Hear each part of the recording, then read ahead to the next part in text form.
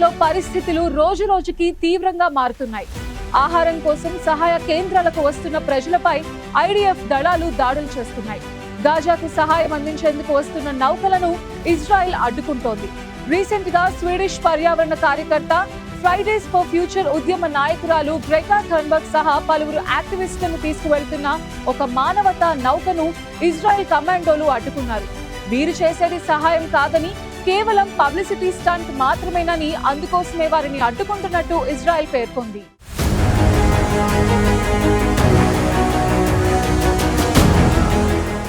2023 October 7న ఇజ్రాయెల్పై Hamas చేసిన దాడితో దాదాపు 20 నెలల భీకర యుద్ధం జరుగుతోంది. హమాస్ అంతమే లక్ష్యంగా ఇజ్రాయెల్ చేస్తున్న దాడులతో గాజా మరుభూమిగా మారిపోయింది. కనీసం అక్కడ ప్రజలు ఉండేందుకు కూడా ఖాళీ లేకుండా పోయింది. దాదాపు 52,000 మంది అమాయకులు యుద్ధంలో ప్రాణాలు కోల్పోయినా యుద్ధం మాత్రం ఆగడం లేదు. లక్షలాది మంది గాజా ప్రజలు ఆహార సంక్షోభం కారణంగా వలస వెళ్లిపోతున్నారు. మరోవైపు కనీసం తాగేందుకు కూడా నీరు లేకపోవడంతో ఎంతో మంది ఆకలితో చనిపోతున్నారు. యుద్ధం ప్రారంభమైన తర్వాత పలు స్వచ్ఛంద సంస్థలు మానవతా సాయం అందించేందుకు ముందుకొచ్చాయి. అయితే ఇజ్రాయెల్ హమాస్కు సాయం అందుతోందనే కారణంతో ఈ సాయాన్ని అడ్డుకుంది. అయితే ఇటీవల ప్రపంచ దేశాల నుంచి వస్తున్న ఒత్తిడి కారణంగా తిరిగి మళ్లీ మానవతా సాయాన్ని గాజాలోకి అనుమతిస్తోంది. ఈ నేపథ్యంలో ఫ్రీడమ్ ఫ్లోటిల్లా కోయలిషన్ అనే ప్రో పాలస్తీనియన్ సంస్థ గాజాకు మానవతా సహాయం అందించేందుకు ఒక నౌకను సిద్ధం చేసింది. బ్రిటిష్ ఫ్లాగ్ తో నడిచే మడ్లిన్ అనే యాచ్ జూన్ 1, 2025న ఇటలీలోని సిసిలీ నుంచి బయలుదేరింది. ఈ నౌకలో Swedish climate activist Greta Thunberg, French MP Rima Hassan సహా 12 మంది యాక్టివిస్టులు ఉన్నారు. ఈ నౌక రైస్, బేబీ ఫార్ములాతో పాటు ఇతర వైద్య సామాగ్రిని తీసుకువెళ్లింది. ఈ మిషన్ యొక్క ప్రధాన ఉద్దేశం గాజాలోని మానవతా సంక్షోభాన్ని అంతర్జాతీయ దృష్టికి తీసుకురావడం, ఇజ్రాయెల్ విధించిన నావిక ఆంక్షలను సవాల్ చేయడం.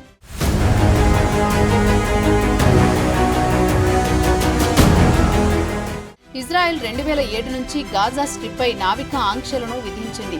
హమాస్ ఆ ప్రాంతాన్ని స్వాధీనం చేసుకున్న తర్వాత ఆయుధాలు, ఇతర సైనిక సామాగ్రి గాజాకు చేరకుండా నిరోధించడానికి ఈ ఆంక్షలు అవసరమని ఇజ్రాయెల్ వాదిస్తోంది. అయితే ఈ యుద్ధం మొదలైన తర్వాత గత 2 నెలల పాటు ఇజ్రాయెల్ గాజాకు సహాయ సామాగ్రి ప్రవేశాన్ని పూర్తిగా నిలిపివేసింది. దీంతో ఆహార కొరత, కరువు పరిస్థితులు తీవ్రమయ్యాయి.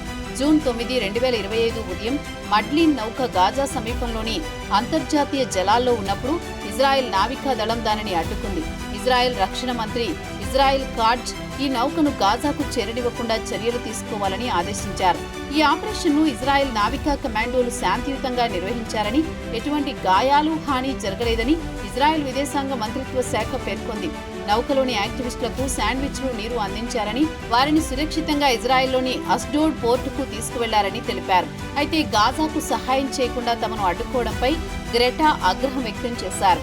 ఈ ఘటనను అక్రమ అపహరణగా ఆమె అభివర్ణించారు. మమ్మల్ని ఇజ్రాయెల్ దళాలు అంతర్జాతీయ జలాల్లో అపహరించారు అని గ్రెటా వీడియోను విడుదల చేశారు. ఈ చర్య అంతర్జాతీయ చట్టాలను ఉల్లంఘించిందని, గాజాకు మానవతా సహాయాన్ని అడ్డుకోవడం అనైతికమని ఫ్రీడమ్ ఫ్లోటిల్లా కోయలిషన్ ఆరోపించింది.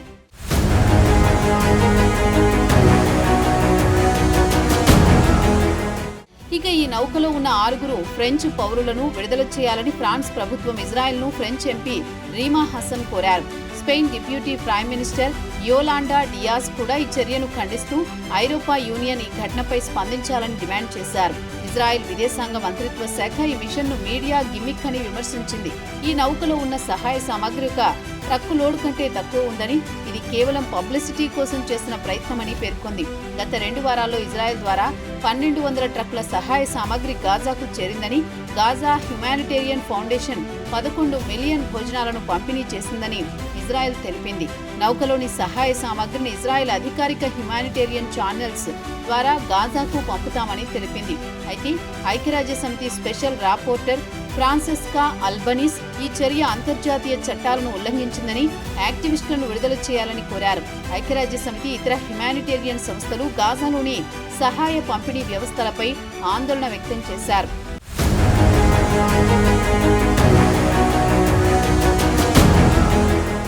ముఖ్యంగా గాజా హ్యుమానిటేరియన్ ఫౌండేషన్పై నిష్పాక్షికత లేని ఆరోపణలు ఉన్నాయి.